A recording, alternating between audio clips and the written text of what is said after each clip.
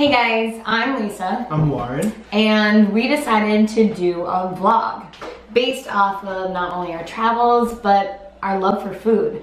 We for so long have been going to different places and we thought that we should record them and share them with you. Right. And it's nice too having like the two different views. She obviously is in the industry. I am just fat and raised Italian. It's true though. Raised Italian, so food is like a huge part of my life. So the two views are nice, you know, different, but. So our first video, we wanted to start out with bang, so we chose Le Bernardin. It was on both of our restaurant bucket lists, and it is located in New York. Eric Repair is the world-renowned chef that runs that establishment. So here we go.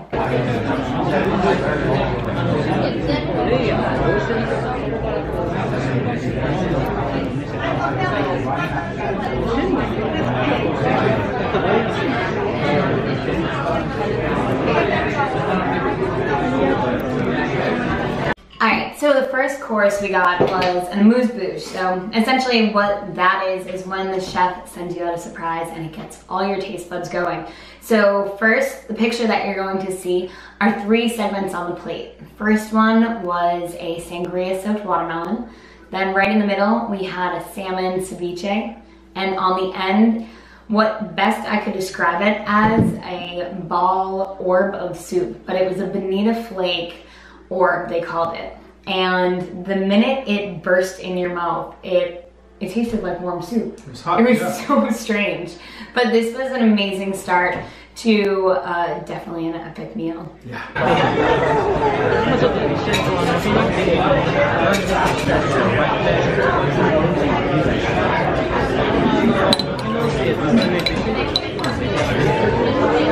So the next course we had was the kingfish caviar.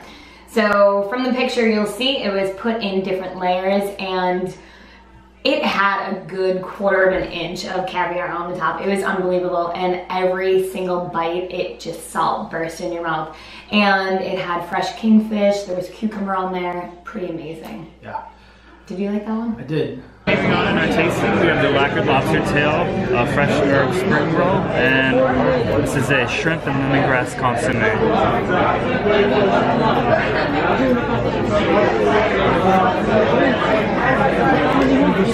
So the next course was the lobster, which was lacquered lobster tail with a herb spring roll and a lemongrass consomme, which, from what you'll see from the picture, very colorful, vibrant, amazing. One thing that too is so special about all these dishes, everything was sauced at the table. So this was a dish that was presented without, and from the film that we're showing you, you can see that we have multiple servers that are taking care of all the sauces for us. And really Le Bernardin is known for that. They're known for their different emulsions, consommes, and it really just elevates every single dish. Correct. And this kind of started my whole bread feast because they noticed after this course that I was using the bread that they gave us to get every bit of that sauce, and they watched and they knew, so that they, you know, they kept up. Yeah, I don't think I've ever seen a more beautiful bread tray. Yeah. And every single piece was better than the other. Next to it is truffle powder, pickled hunch making mushrooms, pickled red onions, and we're finishing with a sauce pedigree.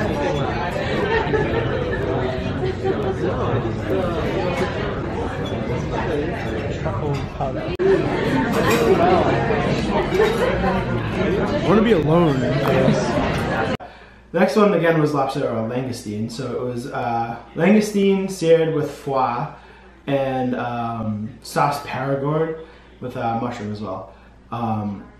Very good. This I think was my favorite. It's favorite, hands down. This is the best. It was funny because you, and you'll see in the video, he tells me that he just needs to be alone for it. And each component itself was so good on its own, correct, but then when you put them all together, it was just mind-blowing. I was completely thrown off in how amazing this was. Yes. Yeah, this was one of those ones that's so rich and just unreal that you want to be alone. I don't want to talk to anyone while I'm eating it, but yeah. Just quiet. Yeah, exactly. So continuing on in our tasting, this is our barely cooked organic salmon. Salmon is cooked unilaterally, so you're going to get different temperatures with the fish from the bottom to the top. Finishing you off here, we have a pea puree, pea fava beans, and this is a mint tarragon emulsion.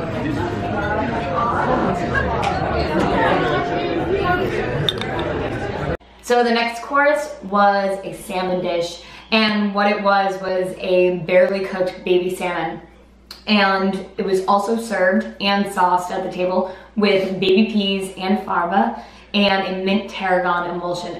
I think the mint and tarragon really came out forward, but the way that the salmon was cooked, you could see on the bottom it was just seared enough, and throughout the layers, it was unbelievable how they did it, because if anybody knows cooking salmon, 5 seconds makes a difference on the different temperatures and how much perfect, and it was pretty great. Yeah, I mean, he explained it to us that it's almost like eating 3 different salmon dishes all in one. Going from cooked completely to raw on top. Oh my god! We have a post-Atlantic halibut, manila clams, wild mushrooms, and this is a manila clam mushroom consommé. So the next one was poached halibut with manila clams and a wild mushroom casserole. Deep immersion earth. Yeah, earth all the way on this one.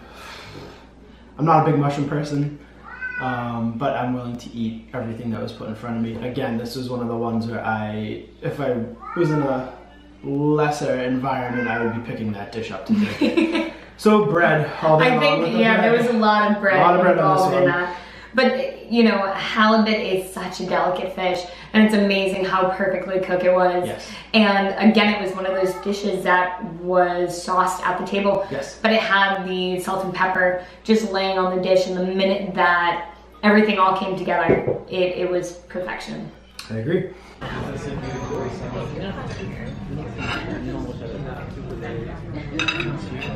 So this is the last of your savory courses in the tasting menu. So it's a grilled escalar, which is a white tuna topped with Asian pear. We're going to finish the tuna with a soy citrus emulsion. Alright, you have fresh kimchi, bok choy, and the Wagyu beef is done Korean barbecue style with a little Korean barbecue sauce on the bottom. So the next course was the white tuna and Japanese Wagyu beef. And what it was, 3 segments. It had the grilled escalar with Asian pear. In the middle, we had fresh kimchi, which I know is an oxymoron. And on the right-hand side, you'll see it is Japanese Wagyu beef. And yes, those are the cows that live very happy and get fed beer and rice and massaged. And that is why it was so delicious. But again, one of those plates that everything was so good on its own, and then you start putting them together and they just blow you away. But you could only describe the meat as like meat butter. It melts in your mouth. Yes. You've never had a steak as good as that. Mm-hmm. And as small as it was so satisfying and so filling. Yeah, I don't really have any words to describe this one. This one was... That was another just silence. Oh yeah. Don't leave me alone. Exactly.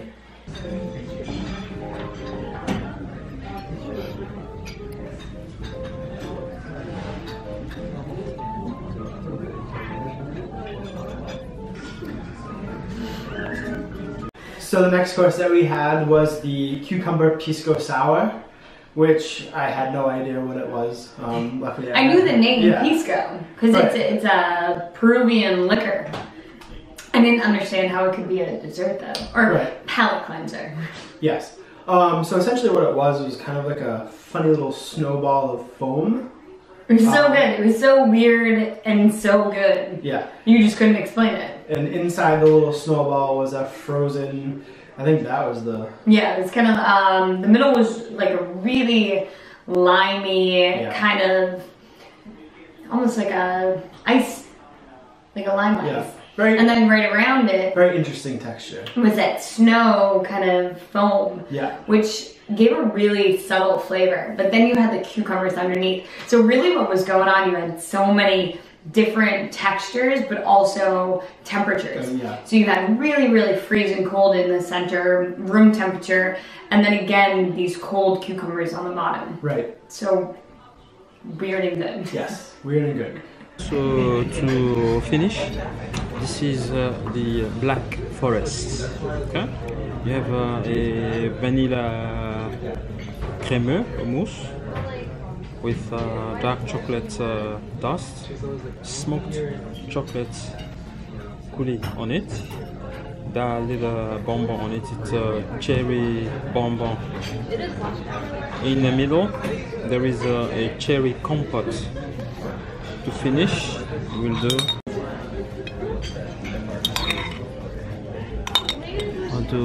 cherry soaked in brandy to finish it with.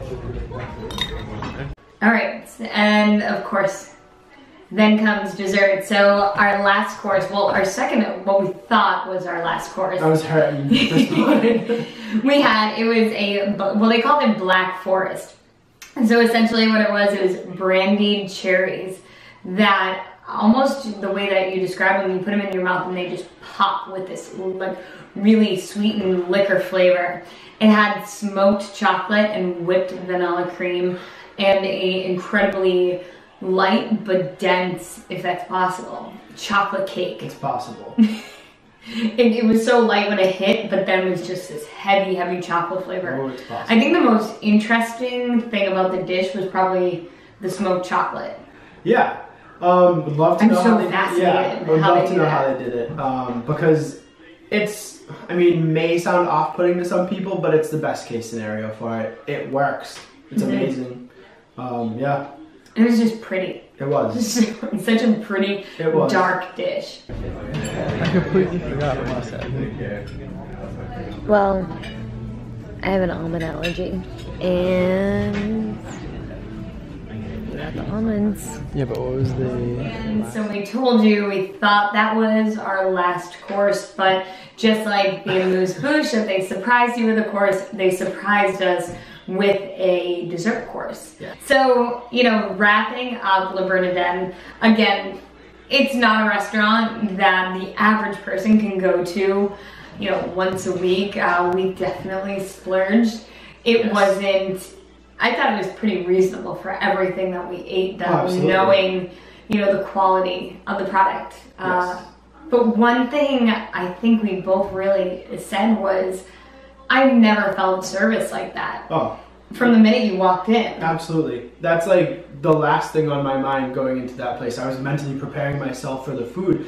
But yeah, the second you crack open that door, I have never felt more welcome in a place. And of course, of all places, it was this. And it was completely surprising to me. You didn't have to do anything. No. Everything was moved for you, everything. And it was funny, I was telling him, when you walked to the bathroom, it was almost like you were parting the sea of employees. They just are there for your every whim. So not only, I believe, is the food just completely on another level from Eric Repair that runs the kitchen, the service is exceptional. It's unbelievable. It's the only word that I can Yeah. think to describe that. And they noticed that we were there too as super fans because we were filming every aspect of everything that was going on. And actually, if you were wondering what we were reading, they gave us a menu. And we got a, what was it, a Zagat. Yeah. Yeah. So yeah, we were very well taken care of there, and I highly recommend it. So yeah, if you're gonna save, you want to do just like us, go to a bucket list restaurant, like a place you need to go before you die. Yep. Go to Le Bernardin. You will not be disappointed. Absolutely.